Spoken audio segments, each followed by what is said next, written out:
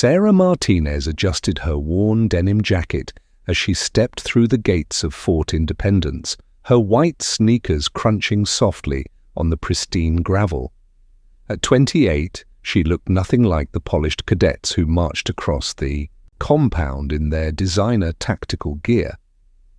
She hadn't been on a military installation in 3 years, not since the day she'd handed in her resignation and walked away from the career that had defined her entire adult life. Today, she was here as a civilian, accompanying her fiancé Jake Wilson, a newly hired communications specialist who wanted to show her his workplace. Fort Independence wasn't just any training facility. It was where the children of politicians, business moguls, and military brass came to play at being warriors.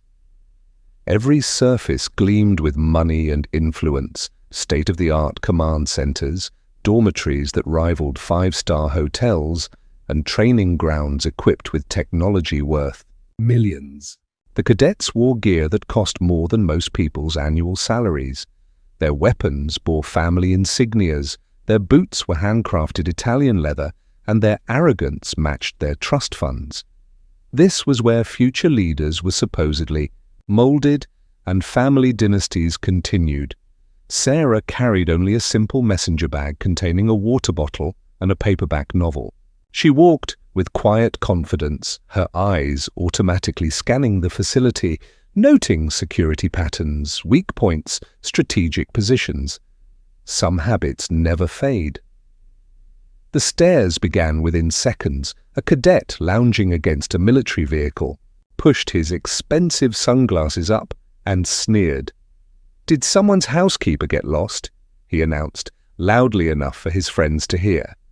A girl in premium athletic wear whispered to her group, "She's not even in uniform. What's she doing in a restricted area?" The looks weren't curious, they were contemptuous, calculating, dismissive. To them, Sarah was irrelevant, unranked, unconnected, invisible. Sarah didn't react or defend herself. She simply stood there, calm and observant, watching their elaborate training exercises. And the facility kept watching her back, judging her, measuring her worth by her appearance, and ultimately underestimating her completely. They had no idea that the woman they dismissed as nobody was about to become the most unforgettable person any of them would ever encounter. The harassment begins. The morning sun climbed higher as Sarah positioned herself near the edge of the training area. Her white sneakers had collected dust from the unpaved ground, but she remained motionless, observing the choreographed chaos of elite military preparation. At the field's center, Victoria Sterling commanded attention effortlessly. Her platinum, blonde hair was pulled back in a flawless bun, and her custom vest displayed the insignia of her father's defense contracting empire. She embodied everything Fort Independence represented, connected, confident, and absolutely certain of her superiority. Victoria hadn't acknowledged Sarah initially, but the smirk was already forming. She turned to her circle of admirers, her voice carrying deliberately across the field. Did someone bring their babysitter to work? I think she wandered away from the visitors' center. The laughter was immediate and harsh. A cadet wearing a monogrammed equipment belt added, "Maybe she's here to clean the facilities. Hope she brought the right supplies." Sarah's expression remained unchanged.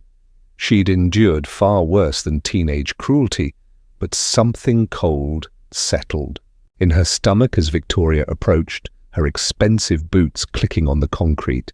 "You lost, sweetheart?" Victoria's tone sharpened with each word. "This isn't a public park. You need proper authorization to be in this area." Sarah's gaze remained steady, unwavering. Victoria's eyes traveled down to the simple messenger bag. No badges, no identification, just worn fabric and honest use. How precious. Victoria stepped closer, her voice dropping to mock sweetness. "Let me guess. Following your boyfriend around, trying to feel important?"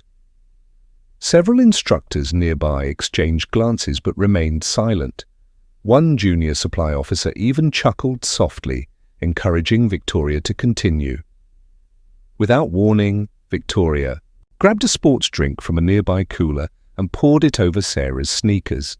The liquid soaked through immediately, staining the white canvas a murky brown. "Whoops," Victoria said, tilting her head with false innocence. "I thought I saw a fire that needed putting out." The training area erupted in laughter. Someone applauded. Mockingly, another whistled appreciatively.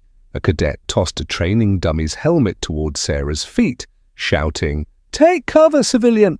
Sarah didn't even flinch. Her silence wasn't submission. It was unnerving. It absorbed their mockery like a sponge, giving nothing back, revealing nothing. But behind those calm eyes, Sarah was cataloguing everything. The hierarchy, the arrogance, the complete absence of real discipline disguised as elite training. She'd served with actual soldiers, seen real combat, witnessed true leadership. This wasn't it. The humiliation escalates. Sarah's silence only emboldened them. What had started as casual mockery was transforming into something more vicious, more personal. A lanky cadet approached with his phone recording. "State your name for the camera," he said, mockingly. "We want to document who got thrown out today." Victoria nodded toward the command building. "Let's expedite this. Someone should call security. Isn't unauthorized presence a violation of protocol?" Across the field, a uniformed instructor began walking over. His name tag read Martinez, and his uniform was pressed to perfection. He didn't investigate or ask questions. He simply pointed toward the exit. "This section is restricted to active personnel and authorized visitors only," he announced firmly. "Please return to the public areas immediately." Sarah looked at him for a brief moment, then nodded. She turned slowly and began walking away, her stained sneakers leaving dark prints on the pavement. Behind her, the field buzzed with victory. "She actually left," someone whispered. Another cadet snorted. "Even tourists know when they're outclassed." But then Colonel William Harrison appeared, a man whose presence could silence entire rooms and whose reputation preceded him everywhere. At 54, he'd commanded in 3 different theaters and led thousands of soldiers. "Ma'am," his voice cut through the celebration like a blade. "This installation operates under strict security protocols. You are not listed on today's authorized visitor registry." Sarah turned to face him, meeting his gaze with that same unshakable composure. She didn't defend herself or appear surprised. She simply stood there, her stained sneakers dark against the sun-bleached concrete. Victoria stepped forward, practically radiating vindication. She already disrupted training operations. She ignored security protocols and lingered in restricted areas. "That's a clear violation, isn't it, Colonel?" Several cadets had their phones recording now, capturing what they believed was their moment of triumph. One whispered, "This is perfect," posting this with the caption, "Reality check for wannabe soldiers." Harrison's expression remained neutral, but his tone became more authoritative.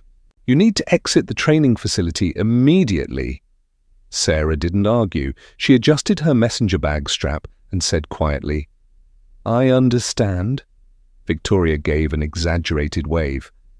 "Exit's right behind you, honey. Thanks for visiting Fort Independence. Please, tell your friends about our hospitality." The laughter spread like wildfire, mock salutes, theatrical applause, slow clapping as Sarah began her long walk toward the main gate. But something had shifted in the atmosphere. A few cadets lowered their phones mid-recording, confusion creeping across their faces. The mood wasn't entirely celebratory anymore. There was something unsettling about Sarah's reaction, her complete lack of defensive behavior, Who walks away that calmly from public humiliation? Who absorbs that much mockery without a single word of protest or explanation? As Sarah disappeared through the security checkpoint, a strange quiet settled over portions of the training area, not enough to stop the celebration, but enough to plant seeds of doubt in some minds. They should have paid closer attention to that doubt. When crisis struck, the sky turned grey over Fort Independence just after the lunch break ended. Without warning, emergency sirens pierced the air, sharp, urgent, followed by red smoke signals shooting into the cloudy sky. Exercise. "Bravo is now active," crackled the loudspeaker system. All units respond immediately. Mountain terrain, search and rescue scenario. Hostile forces, simulation in progress. Cadets scrambled frantically, maps clutched in their hands, communication, devices buzzing with static. Each team had 15 minutes to prepare and deploy into the complex simulation environment that bordered the facility. Victoria Sterling was designated as mission commander, her voice cutting through the main communication channel with sharp authority. Alpha Team, advance northeast. Bravo Team, secure western approach. Charlie Team, follow my lead. But within minutes, everything was crumbling. Their navigation was completely wrong. Coordinates didn't match the actual terrain. One squad lost radio contact after taking an incorrect route. Another team walked directly into a simulated ambush and panicked completely. Inside the dense artificial forest, chaos spread like poison. A team became trapped on elevated terrain, with no escape route. Another attempted to establish temporary shelter and caused it to collapse. Cadets shouted over each other, their expensive communication equipment crackling with interference and confusion. Victoria stood in the center of it all, breathing heavily, mud streaking her pristine uniform, her earpiece buzzing with overlapping panic. "Fall back! Regroup at the water source," she commanded. But nobody knew where the water source was located. That's when a voice cut through the static, clear, commanding, precise. "Charlie Team, execute, staggered withdrawal, rally at checkpoint 75. It wasn't Victoria's voice. Cadets looked up to see Sarah standing at the forest's edge. No equipment, no uniform, just that same messenger bag slung over her shoulder, but her voice carried absolute authority. She pointed at the tactical display mounted on a portable monitor. "Bravo Team, flank right, circle the ridgeline. You need to provide cover for Alpha Team. They're pinned down by simulated enemy fire." Someone hesitated. A cadet near the radio station asked, "Who authorized you to take command?" Sarah didn't answer. She stepped forward, her eyes scanning the tactical display with frightening precision. "Charlie Team," she said, looking at the group huddled under their collapsed shelter. "You're completely exposed in that position. Move left, establish a defensive. Perimeter, designate a scout, execute immediately." They moved. Even Victoria froze, watching this civilian take control of her operation. Sarah knelt beside the tactical map, recalculating positions with swift efficiency. She drew lines in the dirt with a stick. Red indicators show enemy simulation positions.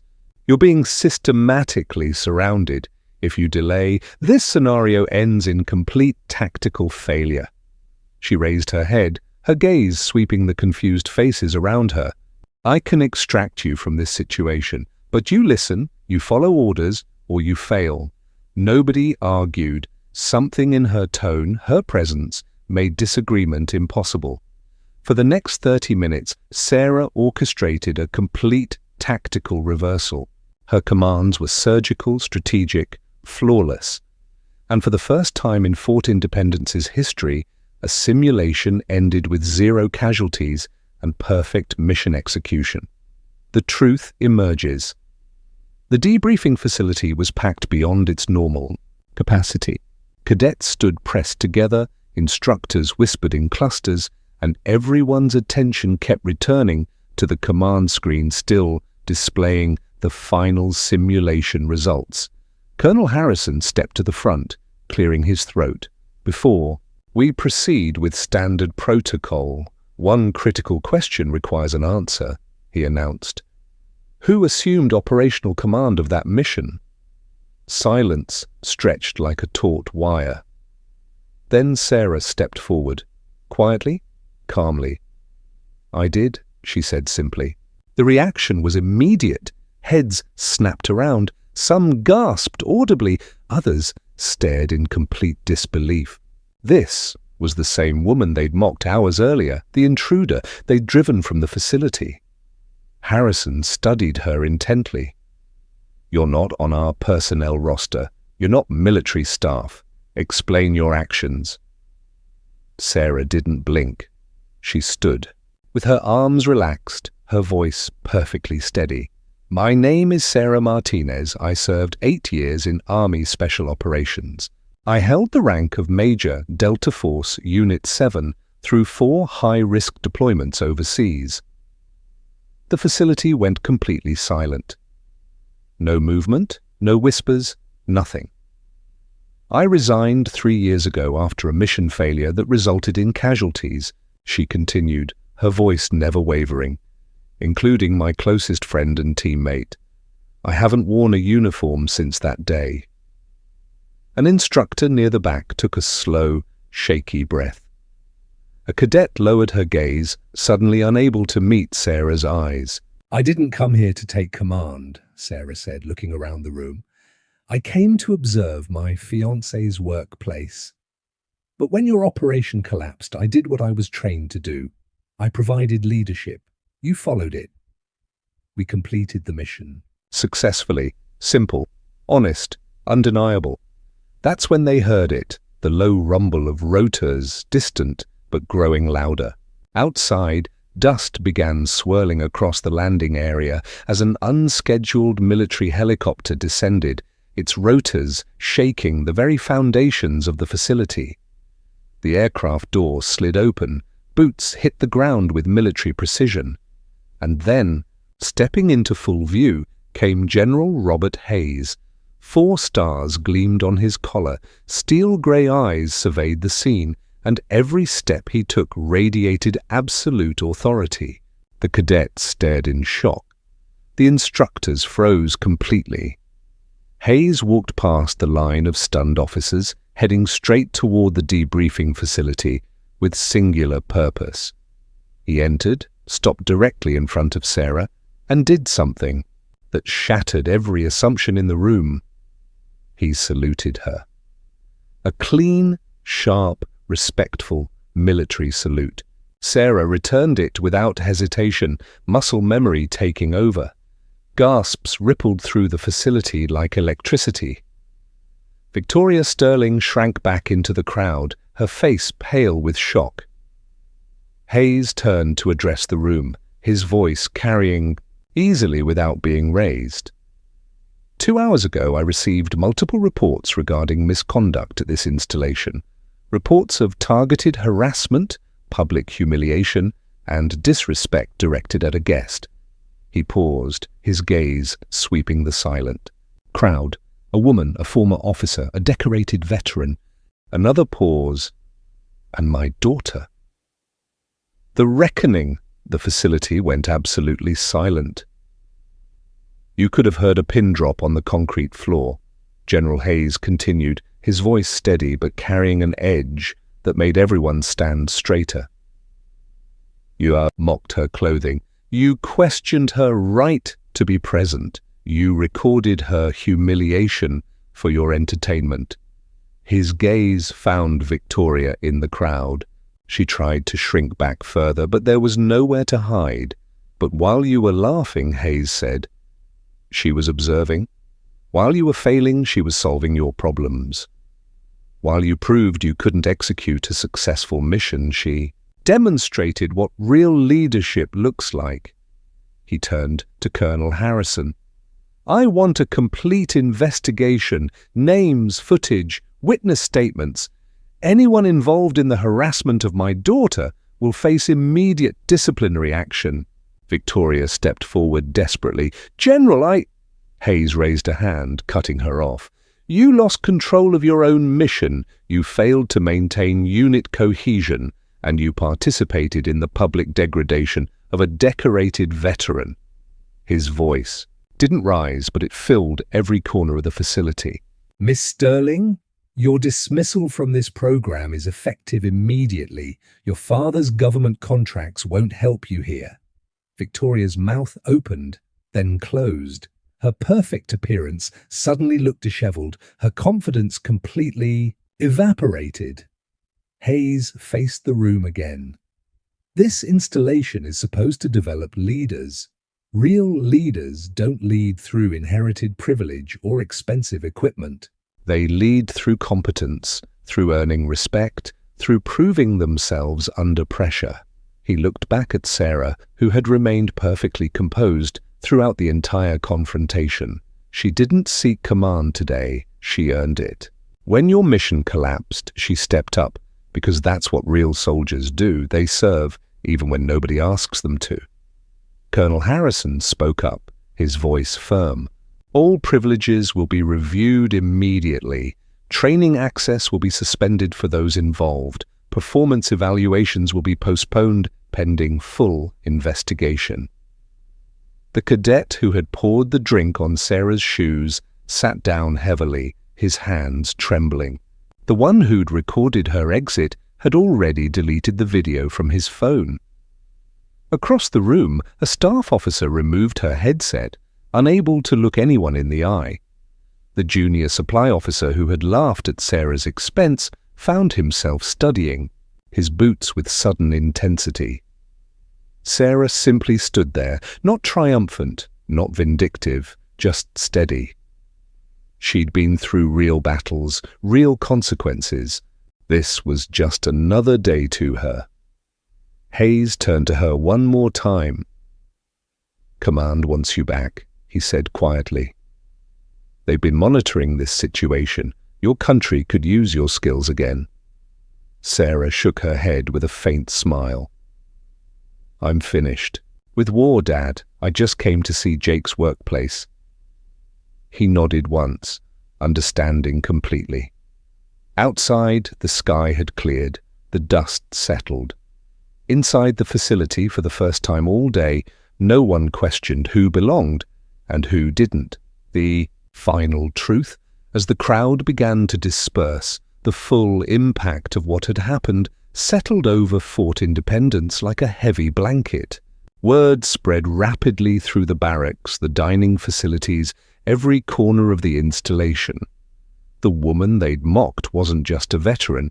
She was the daughter of the highest-ranking general in strategic command. The intruder they'd tried to humiliate had more combat experience than their entire graduating class combined. Sarah gathered her simple messenger bag, preparing to leave, when several cadets approached. Not the ones who had mocked her, they had scattered like leaves in the wind, but others who had watched the whole situation unfold with growing unease. "Mom," one young cadet said quietly, "I wanted to apologize. Not everyone here supported what happened to you." Sarah looked at him, really looked.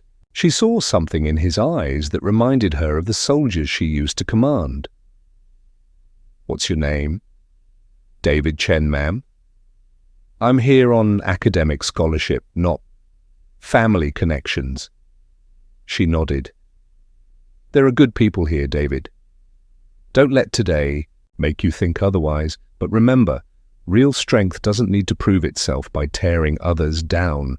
A few more cadets gathered, asking quiet questions about leadership, about service, about what it really meant to be a soldier.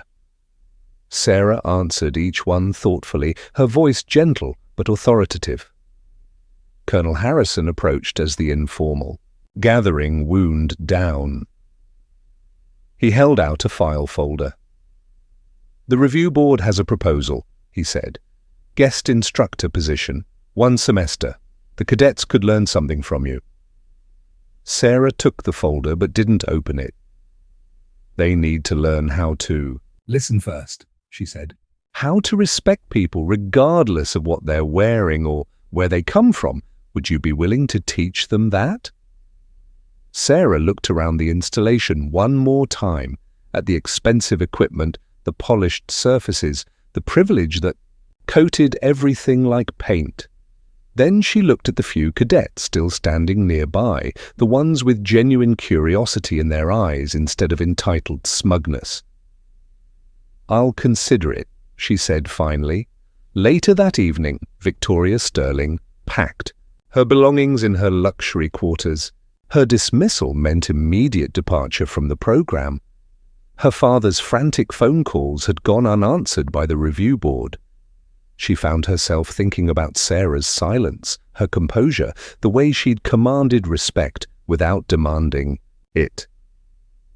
Everything Victoria had been taught about power and influence had crumbled in a single afternoon. As the sun set over Fort Independence, Sarah walked toward the gate where Jake was waiting by their modest rental car. Her white sneakers brushed the paved path, her messenger bag shifted on her shoulder. Behind her, she could feel eyes watching, not with mockery this time, but with something approaching understanding. Some of them were finally beginning to learn what she'd known all along. You don't need a uniform to be respected, you just need to earn it. A new beginning. 4 weeks later, Sarah Martinez returned to Fort Independence. This time, she wore clean khakis and a pressed polo shirt. Still simple, still understated, but carrying herself with the quiet authority that had always been there. The transformation in the facility was remarkable. Word of the incident had spread through military circles like wildfire. Suddenly, Fort Independence's reputation for producing entitled pseudo-soldiers had become a liability rather than a selling point. New protocols were in place. Respect and merit-based evaluation replaced the old system of family connections and financial privilege. Several cadets had been dismissed, others were on probation, and the entire culture was shifting. Sarah's first class was small, 12 cadets who had specifically requested to learn from her. David Chen was there, along with others who had shown genuine interest in becoming real leaders rather than playing dress-up soldiers. "Leadership," she began, standing in front of a simple whiteboard in a basic classroom, "isn't about the loudest voice in the room. It's not about the most expensive equipment or the most impressive family name." She wrote 3 words on the board: listen, serve, earn. Real leaders listen more than they speak. They observe before they act. They understand that respect is earned through competence and character, not demanded through rank or privilege. One cadet raised her hand. "Ma'am, how do you stay so calm under pressure?" Sarah smiled slightly. "I've learned that anger is often just fear wearing a disguise. When you know who you are and what you're capable of, other people's opinions become background noise." After the class, Colonel Harrison found her in the hallway. "Early reports are promising," he said. "The cadets who are remaining seem different, more focused." "Good," Sarah replied. "They're learning that being a soldier isn't about looking the part. It's about being worthy of the uniform." As she walked across the installation toward her car, Sarah noticed the changes everywhere. Cadets working together regardless of their backgrounds, instructors focusing on skill development rather than social connections. The expensive gear was still there, but it no longer seemed to matter as much. Near the gate, she passed a group of new recruits going through basic orientation. They looked nervous, excited, unsure of themselves, the way young soldiers should look before they learn what they're truly capable of. One of them, a young woman about the same age Sarah had been when she first enlisted, caught her eye. There was something familiar in her expression, a hunger to prove herself, to serve something bigger than her own ambition. Sarah nodded to her as she passed. The young woman straightened unconsciously, sensing something significant in that simple gesture of acknowledgement. Getting into her car, Sarah reflected on how strange life could be. She'd come to Fort Independence as an observer, ended up as a teacher, and somehow found a new purpose in the process. Her phone buzzed with a text from her father. "Proud of you. You're changing lives over there." She typed back, "Just teaching them what you taught me years ago, that real strength doesn't need to announce itself." As she drove away from Fort Independence, for the day, Sarah Martinez, former major, current instructor, and forever soldier, smiled quietly to herself. She'd learned long ago that sometimes the most powerful thing you can do is simply be yourself, stand your ground, and let your actions speak louder than anyone else's words. The young woman at the gate was still watching her car disappear down the road, something stirring in her chest that felt like possibility, like potential, like the beginning of understanding what it really meant to serve. And Sarah knew that the real victory wasn't in the humiliation of those who had mocked her. It was in the inspiration of those who would carry forward the lessons of true leadership, true service, and true strength. The story was over, but the teaching had just begun. If you enjoyed this story, don't forget to hit the subscribe button and become a part of our Everyday Life Stories community.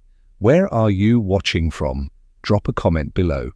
We love hearing from our amazing viewers around the world.